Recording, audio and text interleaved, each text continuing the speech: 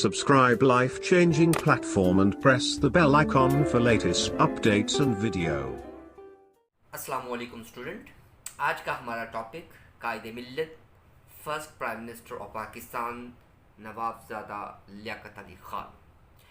नवाबजादा लियाकत अली ख़ान कायदे आज़म के right hand थे, लेकिन अनफॉर्चुनेटली कुछ लोग जो हैं वो उनको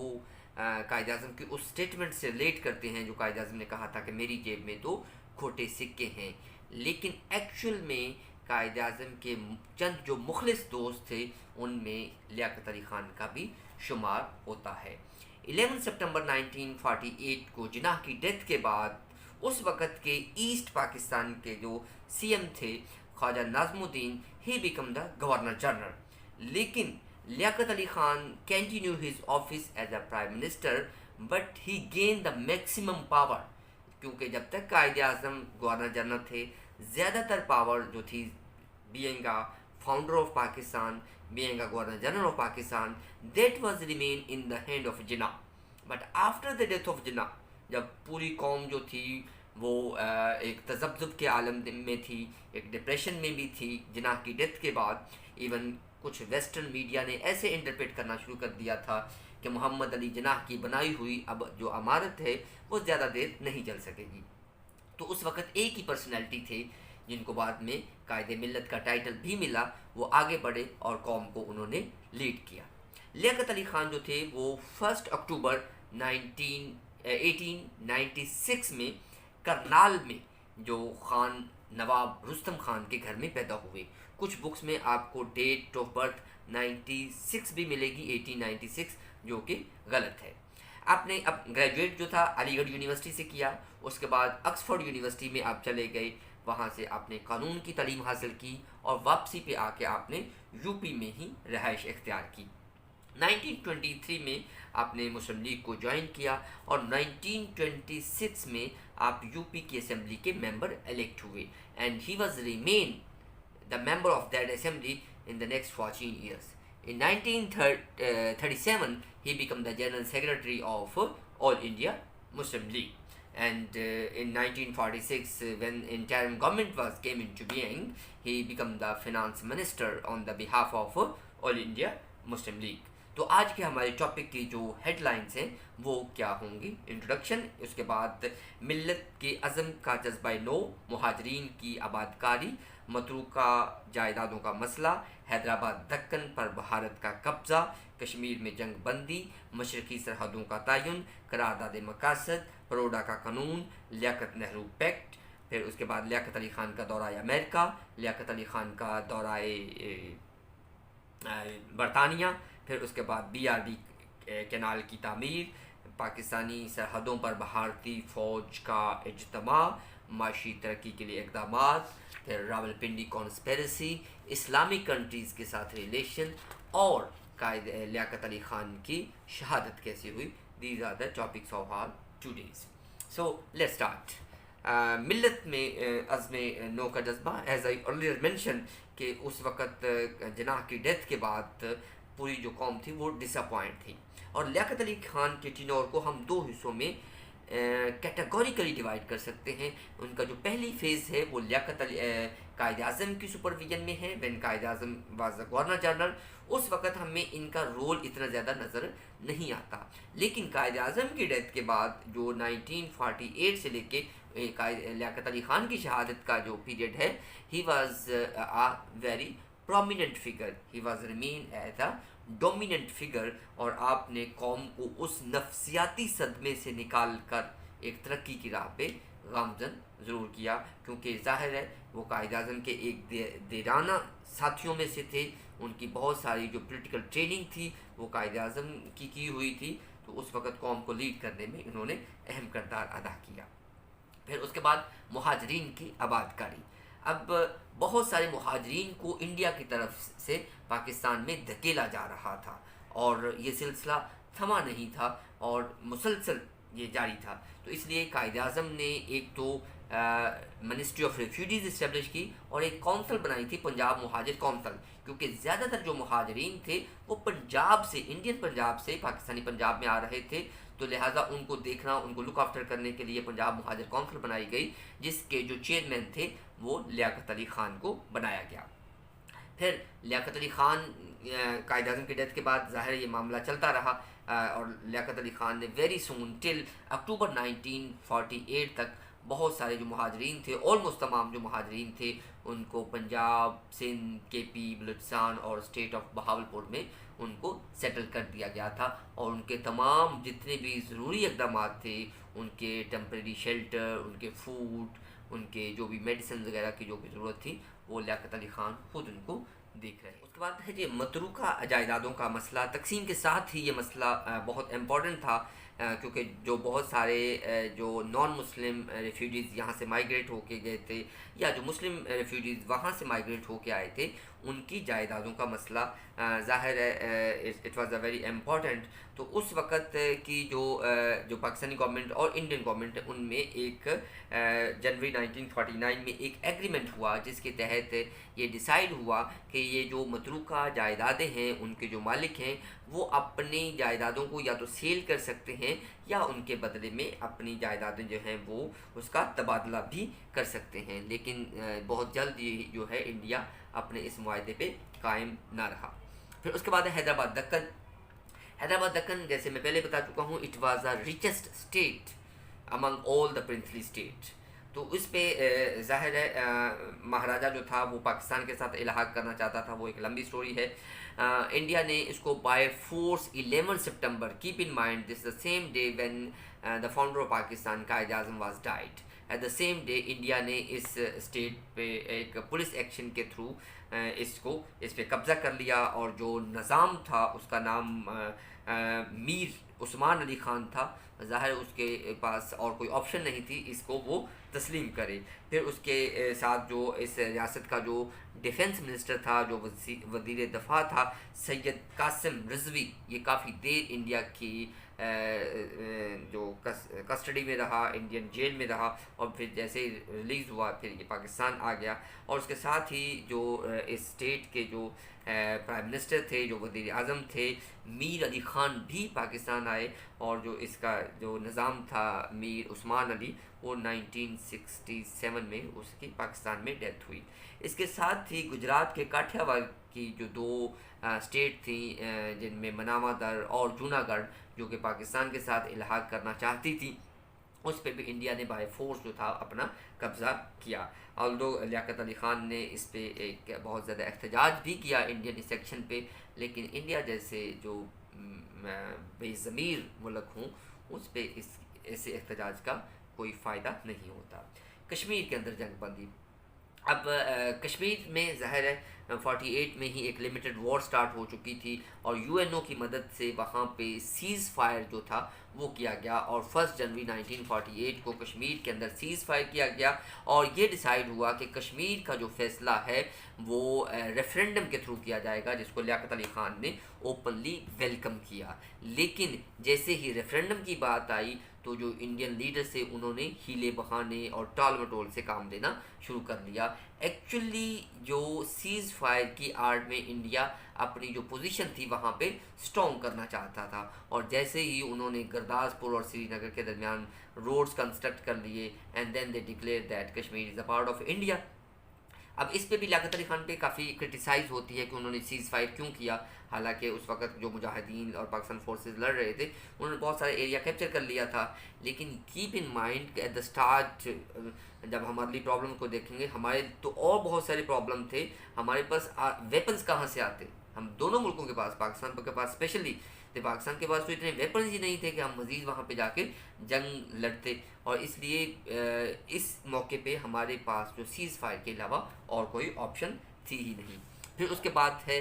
مشرقی سرحد کا تعین۔ بنگال تقسیم ہوا، اس میں ایسٹ بنگال جو تھا وہ پاکستان کا حصہ بن گیا، اور جو ویسٹ بنگال تھا وہ انڈیا کا حصہ۔ لیکن آن گراؤنڈ باؤنڈری کا کوئی تعین نہیں کیا گیا تھا، جس کا فائدہ اٹھاتے ہوئے بہت سارے جو ہندو تھے وہ مسلم فسادات میں، مسلم رائٹس میں شامل تھے اور مسلمانوں کا قتل عام کیا جا رہا تھا۔ تو پھر لیاقت علی خان کی کوششوں سے یہ مشرقی پاکستان میں جو انڈین انٹرفیرنس تھی اس کو بند کیا گیا، اور جو سرحد بندی تھی آن گراؤنڈ اس کا بھی تعین کیا گیا، اور ایک باؤنڈری لائن جو تھی وہ کلیئر کی گئی۔ اس کے بعد ہے آبجیکٹو ریزولوشن، قرارداد مقاصد۔ اچھا، اٹ واز ویری امپورٹنٹ۔ جب پاکستان بنا تو اس کے بننے کے بعد دو لاجک سامنے آئے۔ کچھ لوگوں کے نزدیک پاکستان جو تھا وہ دو قومی نظریے کی بنیاد پہ بنا، on the basis of two nation theory, جبکہ کچھ کے نزدیک کیونکہ مسلمانوں کو اکنامک رائٹس نہیں مل رہے تھے اس وجہ سے پاکستان بنایا گیا۔ تو اب پاکستان بننے کے بعد جو ٹو نیشن تھیوری کے سپورٹرز تھے وہ چاہتے تھے کہ ملک کے اندر جو ہے وہ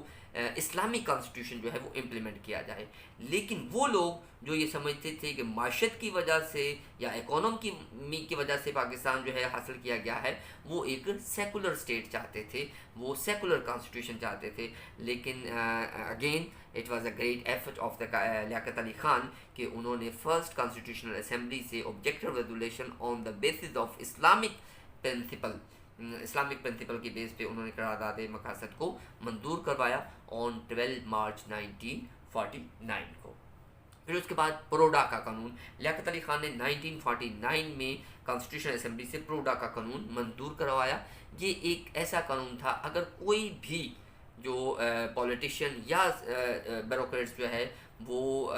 کسی بھی کرپشن میں یا کسی بھی اللیگلٹی میں ملوث پایا جاتا ہے تو اس کو کم از کم جو ہے وہ 10 سال کے لیے اس کو ڈسکوالیفائی کیا جائے گا، اور اس پروڈا کے تحت بہت ساری مسلم لیگیوں کو بھی پنش کیا گیا، اور بہت سارے جو بیوروکریٹس سے سارے صوبوں میں ان کو پنش کیا گیا۔ پھر اس کے بعد ہے جی Liaquat Nehru pact. In April 1950 before going to America, مئی میں امریکہ گئے تھے لیاقت علی خان، اپریل میں انہوں نے انڈیا کا وزٹ کیا، اور اس دوران لیاقت نہرو پیکٹ ایک بڑی ڈیولپمنٹ یہ تھی کہ ابھی تک 50 میں وہاں سے بہت سارے مسلمانوں کو پش کیا جا رہا تھا کہ جاؤ آپ کا پاکستان بن گیا ہے، آپ پاکستان میں جاؤ، پھر ان کو وہاں پہ ان کا کوئی رائٹس نہیں دیا جا رہا تھا، تو لہٰذا جو انڈین مسلم تھے وہ بڑے پریشان تھے کہ اب ہم جا بھی نہیں سکتے، یہاں پہ ہمیں ہمارا جینا اجرن کیا ہوا ہے۔ تو پھر لیاقت نہرو پیکٹ میں یہ چیز تسلیم کر لی گئی کہ اب کوئی ملک کسی بھی شہری کو دوسرے ملک بھیجنے کے لیے فورس نہیں کرے گا، اب جو جہاں پہ ہے وہ اسی ملک کا سٹیزن ہے، یعنی کہ جتنے بھی مسلمان انڈیا میں ہیں وہ انڈین سٹیزن شپ اب اڈاپٹ کریں گے، اور اگر کوئی نان مسلم ڈیفینیٹلی ہیں اور وہ جو ہے وہ پاکستانی سٹیزن جو ہے وہ ایکسیپٹ کریں گے۔ اس کے بعد ان کا visit America. May, Pakistan came into being in 1947. The whole world was divided into the two phases, two blocks. Communist bloc, which was led by the Russia, and the democratic bloc that was led by America. اور ہمیں دونوں کی طرف سے invitation تھی، لیکن اگرچہ جو رشیا تھا وہ ہمارے ساتھ ملتا تھا، بارڈر اس کے ملتے تھے، صرف 93 کلومیٹر کی ایک واق خان کی پٹی تھی۔ اس کے بعد آگے central Asian state, at that time they was a part of Russia, تو ہم رشیا تو ہمارا نیبر میں تھا، لیکن ہم نے رشیا کو چھوڑ کے امریکہ کو وزٹ کیوں کیا؟ It's a very common question, جس کا آنسر فائنڈ آؤٹ کرنا بہت ضروری بھی ہے۔ یاد رکھیں سب سے پہلا جو پرابلم تھا وہ ہمارے آئیڈیالوجیکل کانفلکٹ تھے۔ Ideological conflict Pakistan came into being on the basis of Islamic ideology, جبکہ کیمونسٹ کے نزدیک جو ہے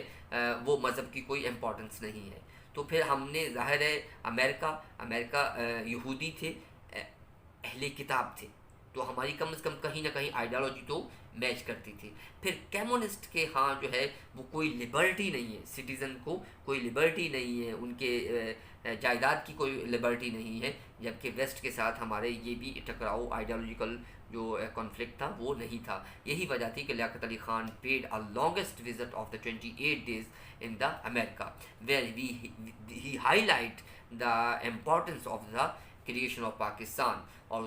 انہوں نے وہاں پر بہت ساری جگہوں پہ ان پہ کانگریس امریکن کانگریس میں اور بہت ساری جگہوں پہ خطاب کیا، اور انہوں نے پاکستان کے بننے کے مقصد کو ہائی لائٹ کیا، اور اوبویسلی ایٹ دیٹ ٹائم جو ان کی مسز تھی وہ بھی ساتھ تھی، اور انہوں نے بھی مختلف جگہوں پہ جو تھے وہ خطاب کیے۔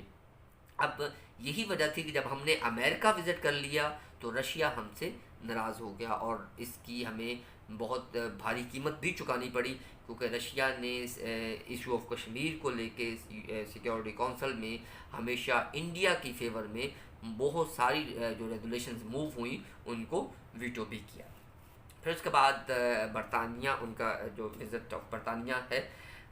برطانیہ ظاہر ہے ہم نے آزادی برطانیہ سے ہی حاصل کی تھی، اور لارڈ ماؤنٹ بیٹن کی اجرت کی وجہ سے بہت سارے مسائل پیدا ہوئے، اور جو انہوں نے ریڈ کلف کے ساتھ مل کے جو ناانصافی کی اس کی وجہ سے بہت سارے مسائل جو تھے وہ پیدا ہوئے، اور اس میں ظاہر ہے ایشو آف کشمیر جو تھا وہ بہت بڑا ایشو تھا۔ لیاقت علی خان کی ہی سپرویژن میں پاکستان جو ہے وہ کامن ویلتھ آرگنائزیشن کا ممبر بنا۔ اب لیاقت علی خان نے برطانیہ کو فورس کیا کہ وہ انڈیا کو فورس کریں ایشو آف کشمیر کو تھرو ٹیبل ٹاک ریزالو کرنے کے، لیکن برطانیہ نے ایسے کرنے سے منع کر دیا، اور اس وقت لیاقت علی خان کو ایک شدید دھچکا لگا جب 1951 کو جو کامن ویلتھ آرگنائزیشن تھی ان کے پرائم منسٹر کی ایک کانفرنس تھی، تو اس کانفرنس میں جب ایشو آف کشمیر کو ڈسکس نہیں کیا گیا تو لیاقت علی خان جو تھے وہ بہت زیادہ ڈس اپوائنٹ ہوئے۔ پھر اس کے بعد ہے کنسٹرکشن آف BRB کینال۔ 1950 میں شدید بارشیں آئیں، اور جس کی وجہ سے ایک سیلابی صورتحال پیدا ہوئی، فصلوں کو بہت زیادہ نقصان پہنچا، لیکن اس کے بعد جو فلڈ کمیشن تھا اس نے سجیسٹ کی BRB کینال، تاکہ جو پانی ہے اس کو بھی سیو کیا جائے۔ تو BRB کینال جب کنسٹرکٹ کی گئی تو اس کی اسٹریٹجک امپورٹنس بہت زیادہ تھی، جس کی ریئلائزیشن آپ وار آف 1965 میں بھی کر سکتے ہیں کہ یہ ایک ہمارے ڈیفنس کی صورتحال بھی، ڈیفنس کے لیے بھی بہت امپورٹنس ہے۔ پھر اس کے بعد ہے بھارتی فوج کا پاکستانی سرحدوں پر ایک اجتماع۔ 1951 میں مور دین ہاف جو انڈین آرمی تھی وہ پاکستانی باؤنڈریز پہ آ گئی، کیونکہ India always try to destroy the sovereignty of Pakistan. سب سے پہلے تو انہوں نے ظاہر ہے پاکستان کو اکنامیکلی ٹارچر کیا، پاکستان کے فنڈز روک لیے، کشمیر کے اندر وار پہ چلے گئے۔ اب جب وہ ٹیکٹس کام نہیں آئے، no they want to attack on Pakistan in 1950، تو پھر اس میں 15 جولائی 1951 میں لیاقت علی خان نے منٹو پارک میں خطاب کرتے ہوئے، جب وہ مکہ ان کا بہت مشہور تھا، تو مکہ بناتے ہوئے انہوں نے دشمن کو جب للکارا تو انہوں نے کیا کہا کہ پاکستان پر حملے کی جسارت کی تو انہیں عبرت ناک جو سبق ہے وہ سکھائیں گے، اور پھر بعد میں ان کا یہی جو مکہ تھا وہ اتحاد، تنظیم، عزم و ہمت اور قوت اور دفاع کا جو ایک سائن بنا۔ پھر اس کے بعد انہوں نے اکنامک ڈیولپمنٹ کے لیے انہوں نے بہت سارے اسٹیپس لیے۔ اس میں اکتوبر 1948 میں انہوں نے کراچی میں نوٹ چھاپنے کے لیے ایک ہم نے کارخانہ یا فیکٹری لگائی۔ پھر اس میں لاہور میں سکے ڈالنے کے لیے ٹیکسال جو تھی وہ قائم کی۔ پھر مین وائل انڈیا نے اور برطانیہ نے اپنی کرنسی کو ڈاؤن کر دیا، جبکہ پاکستان نے ایسا کرنے سے انکار کر دیا۔ اب اس وقت یہ ہو رہا تھا، ہم انڈیا سے کوئلہ امپورٹ کر رہے تھے اپنی ٹرین میں یوز کرنے کے لیے، اور انڈیا ہم سے پرسن لے رہا تھا۔ اب جب ہم نے کرنسی ڈاؤن کرنے سے انکار کیا تو انڈیا نے کوئلے کی جو ایکسپورٹ تھی وہ بند کر دی، تو فائنلی ہم نے چائنا سے کوئلہ امپورٹ کرنا شروع کر دیا، اور پرسن کے لیے جو تھے ہم نے نئی منڈیاں ڈھونڈ لی، اور اس وقت کورین وار چل رہی تھی تو ہمیں پرسن ہماری بہتر یوٹیلائزیشن ہو گئی۔ پھر ظاہر ہے جب انڈیا کا یہ ٹیکٹس کام نہیں کیا تو پھر اپریل 1950 میں دونوں کنٹریز کے درمیان ایک trade agreement just for 3 months وہ سائن ہوا، جو بعد میں جو تھا وہ ایکسٹینڈ بھی ہو گیا تھا۔ پھر اس کے بعد ملک کی اکانومی اور ملک کی ترقی کے لیے یا ملک کی انڈسٹریل ڈیولپمنٹ کے لیے کوئی بینک موجود نہیں تھا، سو 8 نومبر 1949 کو ایک آرڈیننس کے ذریعے نیشنل بینک اسٹیبلش کرنے کا آرڈیننس پاس کیا گیا، جو کہ نومبر 1950 میں نیشنل بینک کی بنیاد رکھی گئی، جو کہ آگے چل کے ملک کی ترقی کی اور اسپیشلی انڈسٹری میں انہوں نے اہم کردار ادا کیا۔ پھر لیاقت علی خان جو تھے ہی paid special attention toward agriculture product, اور ان کا یہ تھا کہ ہماری پاکستان ایگریکلچر کنٹری ہے، تو ایگریکلچر کی جو پروڈکٹ ہیں ان کو ایکسپورٹ کر کے باہر سے آپ انڈسٹری کے لیے مشینری جو ہے وہ امپورٹ کر سکتے ہیں۔ پھر انہوں نے اپنی نگرانی میں ہی جاپان سے انڈسٹریل سامان جو تھا امپورٹ کیا، اور 7 بڑی جو انڈسٹریل یونٹس تھے وہ لگائے تھے۔ پھر اسی طرح انہوں نے مشرقی پاکستان میں تیل کی سرچ کے لیے برطانیہ سے ایک معاہدہ کیا، اور سوئی گیس کی سرچ کے لیے انہوں نے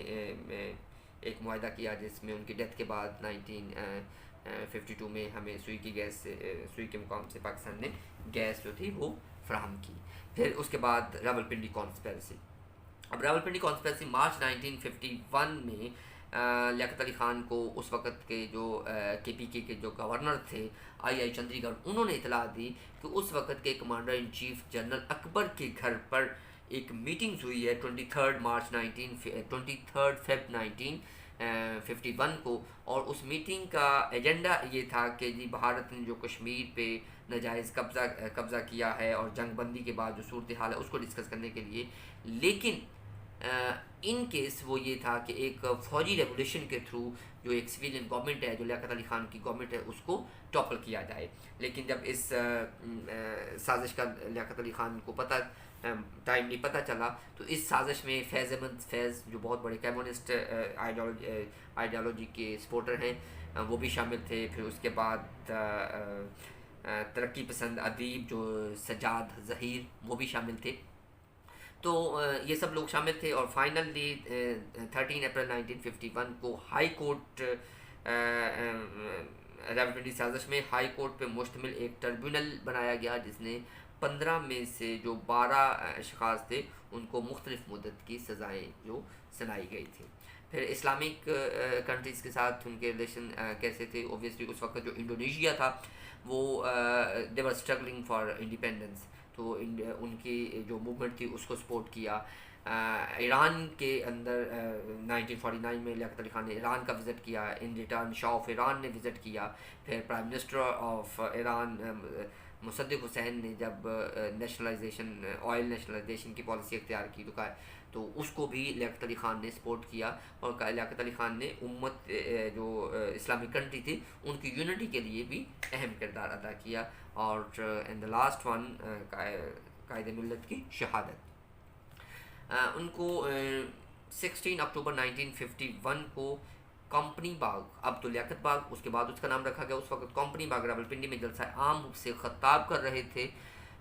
جب وہ آئے ہیں تو انہوں نے گارڈ آف آنرس پہ پہلے اس کا معائنہ کیا ہے، اس کے بعد اسٹیج پہ بیٹھے ہیں۔ تو ابتدائیے کے بعد جب ان کو اسٹیج پہ بلایا گیا ہے، ابھی وہ اسٹیج پہ آئے ہی ہیں تو سید اکبر نامی ایک پٹھان تھا جس نے ان کو شوٹ کیا۔ اب یہاں پہ اگین دیکھیں، اگر راولپنڈی کانسپیرسی ناکام ہوئی تو یہاں پہ ان کو شہید کر دیا گیا، اور جس نے قائد لیاقت علی خان کو شوٹ کیا اس بندے کو موقع پہ ہی مار دیا گیا تاکہ فردر اس سے کوئی انویسٹیگیشن